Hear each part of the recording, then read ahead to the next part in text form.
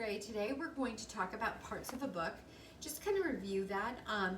We're kind of doing this, well, normally pre-COVID, you guys would be gearing up to volunteer for the book fair. We are going to have a book fair this year, however, it is going to be online, so hopefully, we'll get back on track and be able to have a live book fair where 5th grade will be able to work it. And I kind of like to review parts of a book and what a book is before the book fair. So we're just going to continue on with this, and hopefully one day we'll use that knowledge.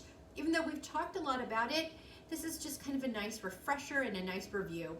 So today we're going to talk about parts of a book, and hopefully you've printed out your handout, and we're just going to do it together. And it says, everything you see is made of parts. A bicycle, a car, a television, and a stereo are all made of smaller units. A book is no exception. Each of its parts helps the book work as a whole. Look at the cover of a book. What do you see? You see the title, the author, and possibly the illustrator's name. Now open the book and turn to the title and copyright page. They present the full title of the book, the author, the year that it was published, and the publisher, which is the company who published the book, who printed the book. The table of contents gives an overview of what you will find in the book with the page numbers for each section. The book may have a preface. Not all books have preface, but if a book does have one, it's usually very short. It explains the important facts or thoughts the author wants you to know. The main part of the book, of course, is called the body of the book. This is the book, and it has all the information you will need. The body is the largest part of the book, and at the back of the book there may be an appendix. This is the information the author would like you to refer to in the book. Rather than include long charts or explanations within the body of the book, the author may collect it in an appendix. A glossary may follow these pages. A glossary is kind of like a mini dictionary that lists in alphabetical order all the important terms that are presented in the book. The index is the last part of the book. It is an alphabetical listing of all the key subjects discussed in the book with the page numbers and where each is found. So we have right here 5 terms with 5 definitions, and you are going to match those terms. So we're going to match each part of the book to its correct description. We're going to write the letter on the line before each term. So number 1 is copyright page here. So would that be an alphabetical list of terms with definitions, an alphabetical list of subjects with page numbers, explains important facts that the author wants you to know, includes author's name and the year of publication, or overview of what is the book, which includes page numbers. So is it A, B, C, D, or E? And I'll give you a moment to think about that.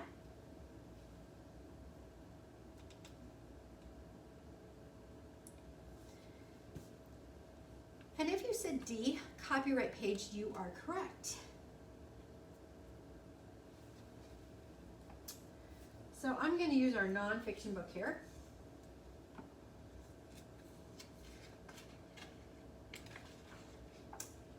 One Million Things, Animal Life. And if you look here, I know it's kind of hard to see sometimes.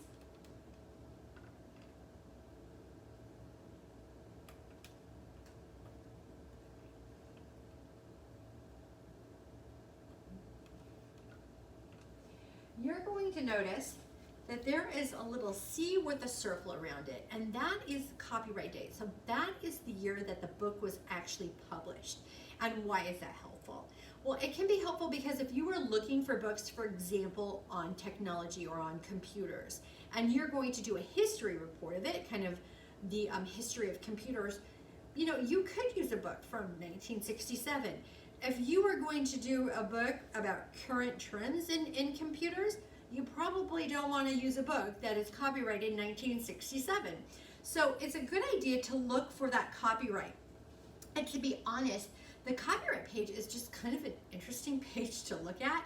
A lot of times it'll tell you, if there's illustrations on it, like an Everybody book, it'll tell you what the illustrations are done, like with watercolors or with pencils.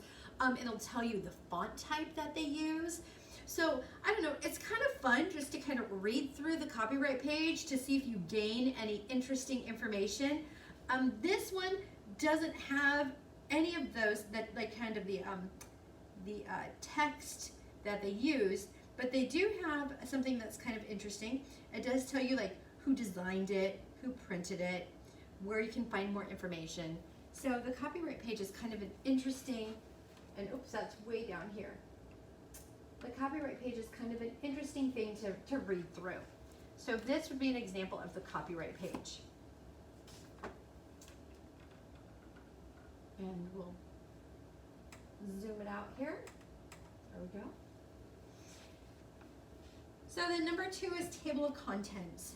So is that an alphabetical list of terms with definitions, B, alphabetical list of subjects with page numbers, C, explains important facts the author wants you to know, or E, overview of what the book is about, which includes page numbers. So I'll give you a moment to think about that.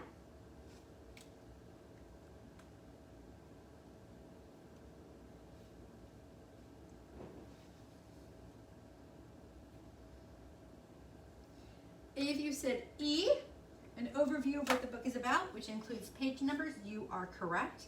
So we'll go back to our nonfiction book because that's normally where you're going to find this information. Not the copyright page, that's in every book. But here, of course, is the table of contents, just an example. So it gives you the title of the chapters and, of course, what page it's on. So definitely, usually in the front, and it just helps you find things quickly.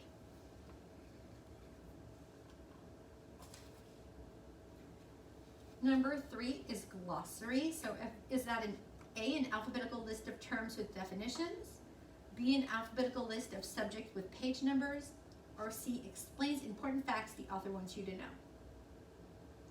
Give you a moment there.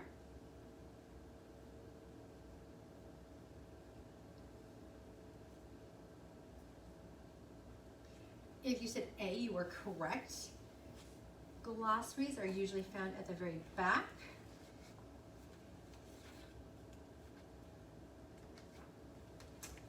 And there's our glossary right there. And we see that it has all sorts of definitions, and it will let you know what those words mean just in case you don't know or you want a little different explanation of them.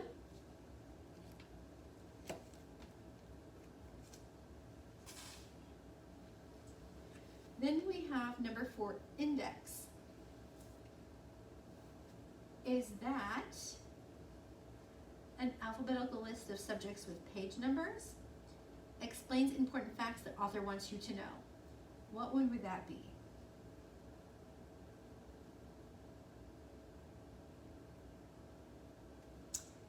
If you said B, you are correct. And we have our index here again in our Animal Life book. Found at the back. Here's our index. And it will give you, if you want something interesting and you're like, oh gosh, where was earthworms? So earthworms, you can see, was on page 45. So you can turn to page 45 and find out everything that you wanted to know about earthworms. And then the very last one, and our book doesn't have it, and a lot of books don't. And that's the preface, and that is, explains important facts the author wants you to know. And we don't have one in this book, and you won't normally find them in a whole lot of books. You may in some textbooks. Sometimes a lot of the textbooks do have those. So just a reminder of what a parts of books are. Like I said, this would be kind of fun. I want people to kind of remember those parts of the book, especially if they're helping at the book fair, and it just kind of gets your memory going from when we've talked about it in the past. Then the second page there is about the copyright page, and we'll be looking at a book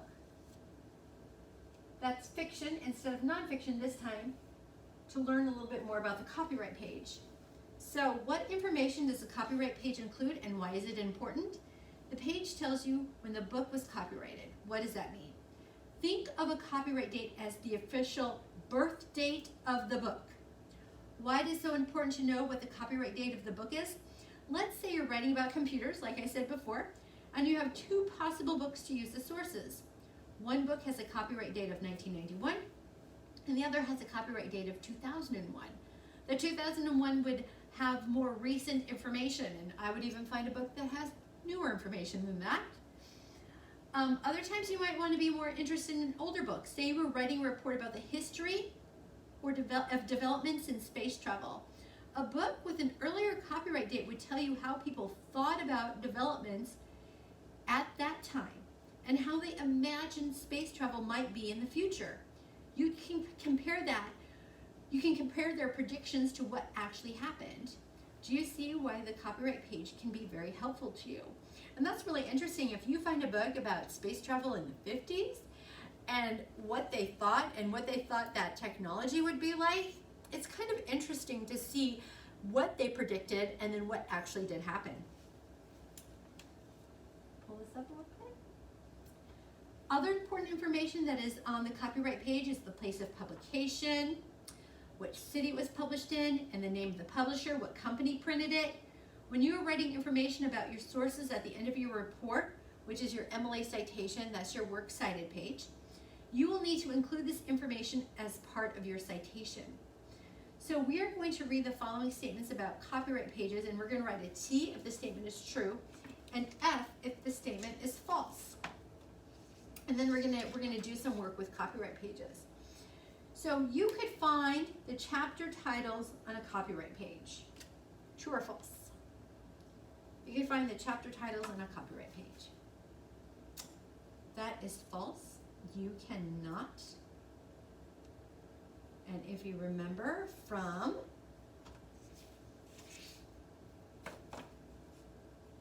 our earlier one,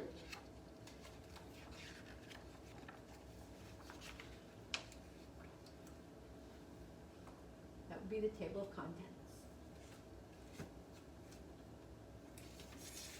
The copyright page could help you find the book with the latest information, true or false. True is correct. You can look for that little C with a circle around it and find out when that book was published or the birth date of the book. The copyright page includes information you need for your bibliography or also on your works cited page. Is that true or false? True. Number 4, you would never want to use a book with an older copyright page. True or false?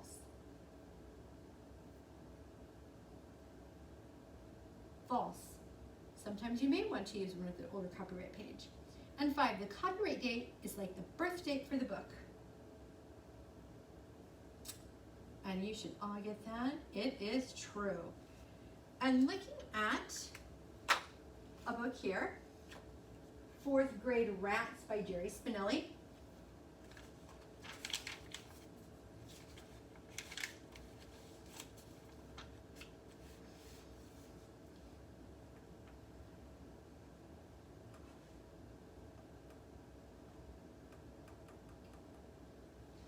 You can see right here the copyright date. It says copyright with that little C, and right here it does say 1991. So you know that this book was published in 1991. Also, the company that published it was Scholastic Incorporated,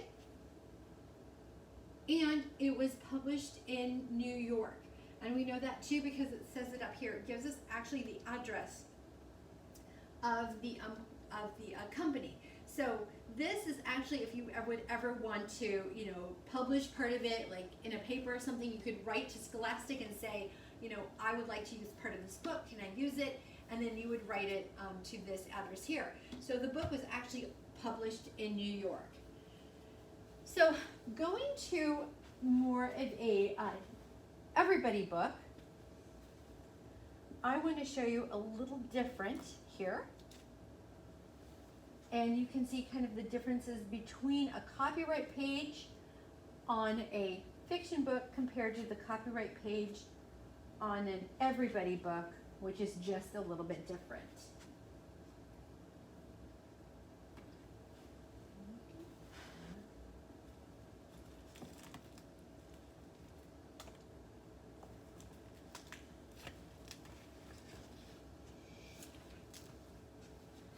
So this is Substitute Groundhog.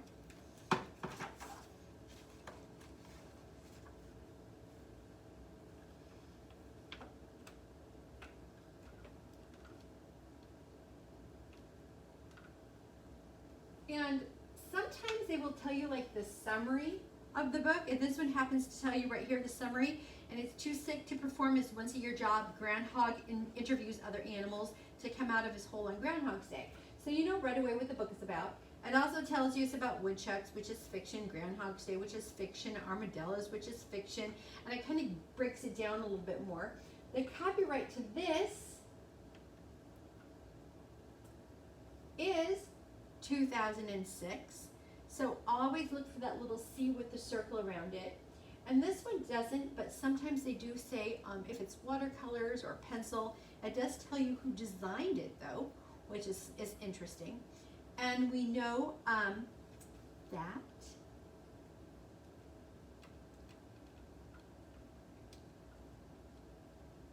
its illustrations are also copyrighted.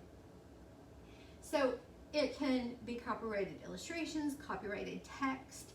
There's a whole bunch of things that are found on the title page that are interesting. It even tells you when the author's birthday is, what year the author was born.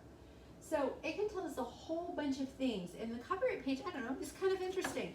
So if you have a book and you're interested in maybe what font it is or what pictures, how they do their pictures, you can look on the copyright page and find all that information. So I will see you next week in library. Bye.